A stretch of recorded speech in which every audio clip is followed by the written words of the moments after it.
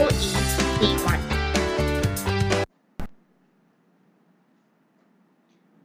This is the first unit of the first paper, Microeconomics and Business Economics. In this set of videos, you will learn about the market system. In today's video, we will consider the economic problem. So this term economics comes with an economic problem.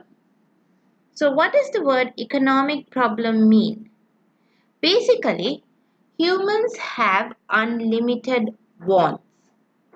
Okay, now that's a lot of new terms there.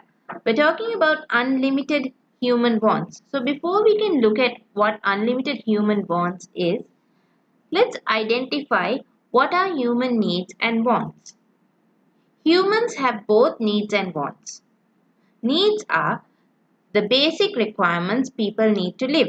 Example, food, clothing, shelter, education, security, and healthcare.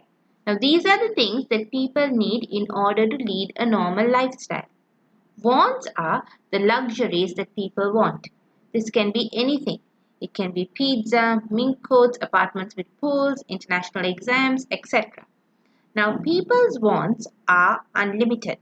If one want is satisfied, they will keep on wanting more.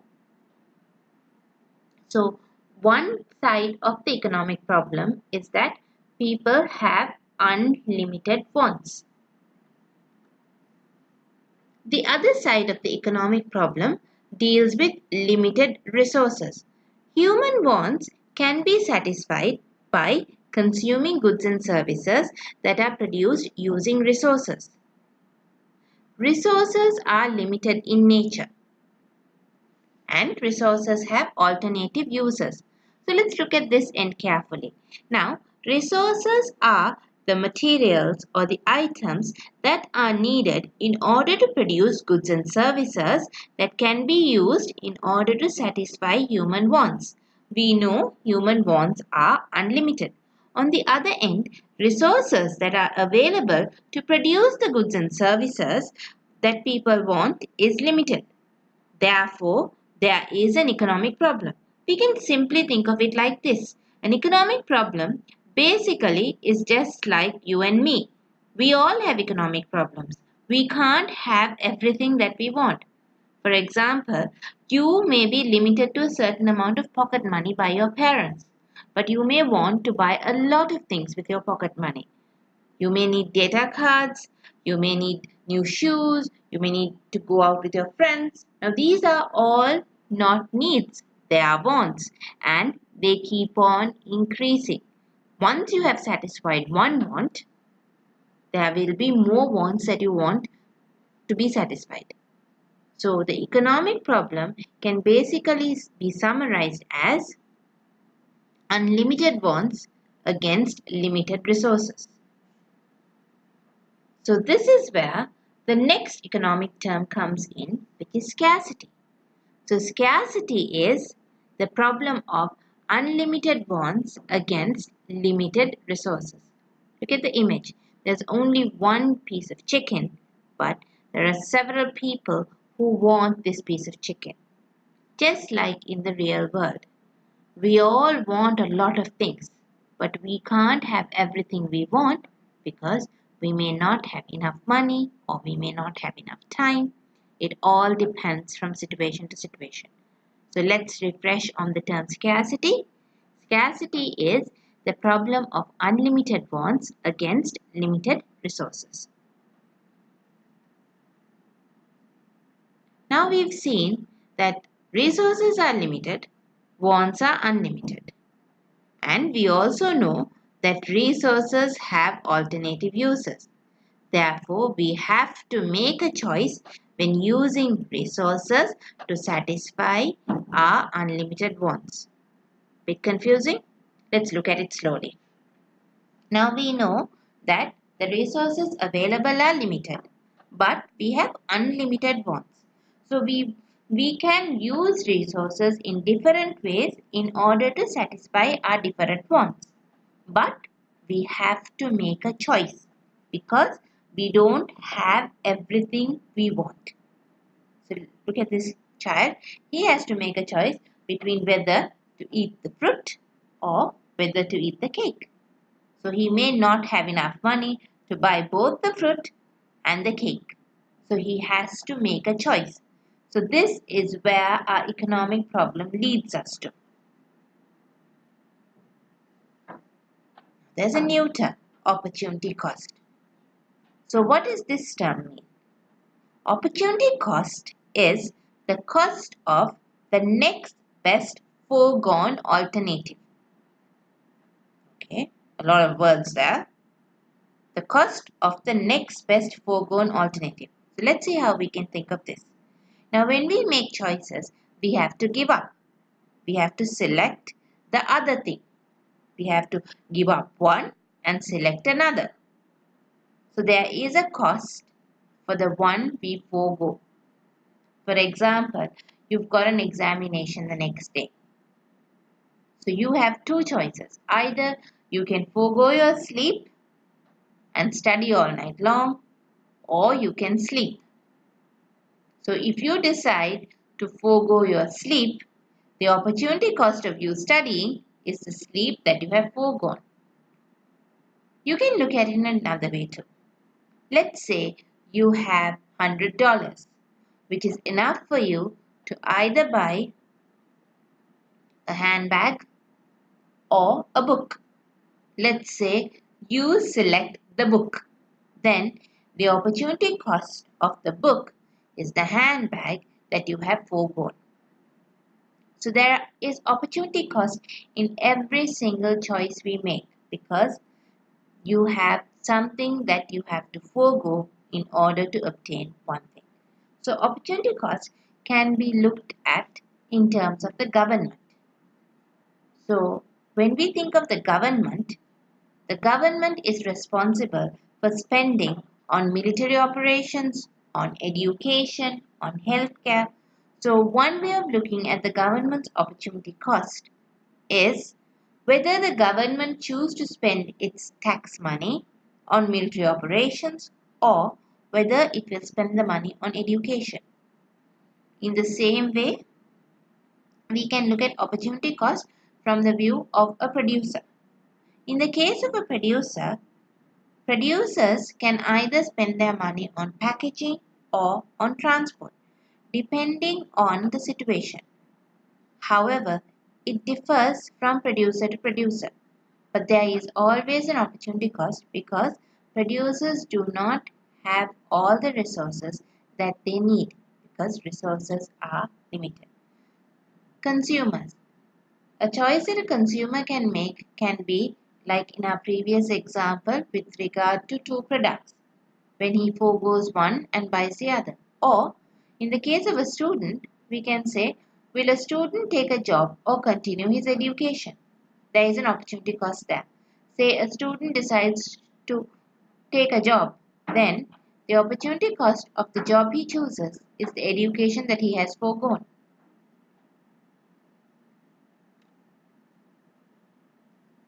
The next thing we will learn about is production possibility curves.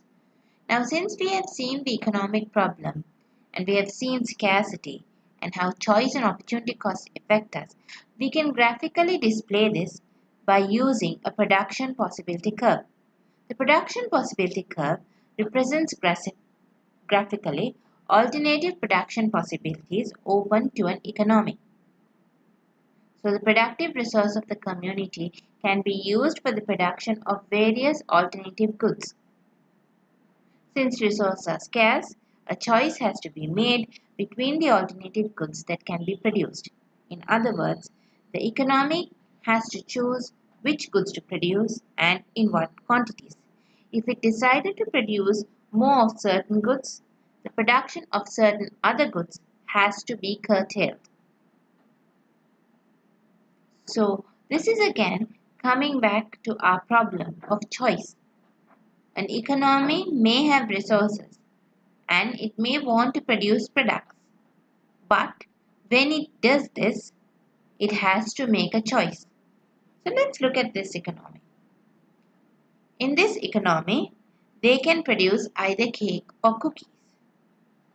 So, using these figures, we can draw a production possibility curve.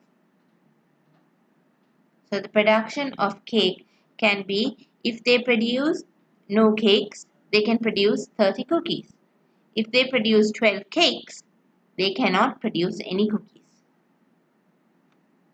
So this can be graphically displayed by using a production possibility curve.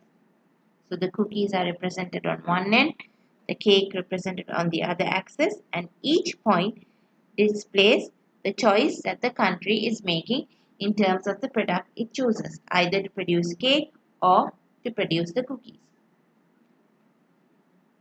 So we can see various points on the production possibility curve. Look at this image very carefully. This image shows the production possibility of a country which can produce both military goods or consumer goods. Any point on the production possibility curve is efficient. So any point here that is displayed on your production possibility curve is an efficient point. Any point within the production possibility curve is inefficient because they are not making maximum use of the resources. Any point outside the production possibility curve is unattainable because they don't have resources. Therefore, you can understand that the facts or the points that limit the availability of resources is A and B. So the maximum you can produce in terms of military goods is at point A. In terms of consumer goods, it's at point B. Or you can produce along the production possibility curve, a combination of both military goods and consumer goods. That is any point on the production possibility curve, which means that the economy is efficient. But if a country is producing inside or within the area inside the production possibility curve, it shows that the economy is inefficient. Why? Because they are not making maximum use of their available resources. If they want to produce outside the production possibility curve, this is referred to as unattainable. They don't have the resources to produce at this point. So, a production possibility curve can shift outward. Now, in the previous situation, we said that any point outside the production possibility curve was a situation where the country cannot attain it. But it can. With economic growth or increase in labor force or an increase in resources, a country can attain points outside the production possibility curve. If there is an increase in resources, basically what happens is the entire production possibility curve shifts. So it's an outward shift. Economic growth or an increase in the availability of production possibilities or the increase in the availability of resources can cause the production possibility curve to shift outwards, or we call this as a outward shift of the production possibility curve or production possibility frontier.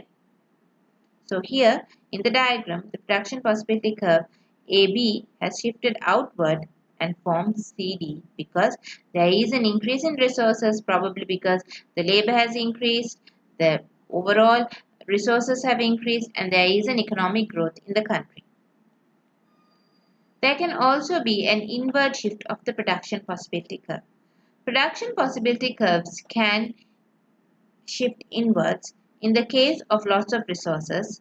This can be because of a war, it can be because of natural disasters, it can be because of diseases which killed off the labor force. So in this economy, where they produce wagons and books, the production possibility curve is shifting inwards. There's an inward shift here, shown by the arrow. This means that the economy is moving backward or it is no longer growing because they have lost their resources and they are not able to produce as they used to in the past. So let's just have a quick recap. In this video, you have learned terms of economic problem. You have learned that resources are limited and people's wants are unlimited, which led to scarcity. which is the problem that we have because resources are limited and people's wants are unlimited. As resources have alternative uses, we can make choices, and the choices, because of choices we make, we have the opportunity cost. Opportunity cost is the cost of the next best foregone alternative, and this can be graphically displayed by using a production possibility curve. Production possibility curves show the maximum utilization of resources in an economy. Any point on the curve is efficiency. Any point outside the curve is unattainable. Any point within the curve or inside the curve is inefficient. Then the production possibility curve can either shift to the right or to the left, which can be either an inward movement or an outward movement. Inward movement occurs when they have lost their resources, when they have no more resources left, there was a natural disaster, or the economy is failing to grow. An outward shift will show an economic growth where there has been an increase in the availability of the resources, or that they have increased in economic growth. So hope this lesson was clear to you, and if you have any questions, you can always find me at mytuition.lk.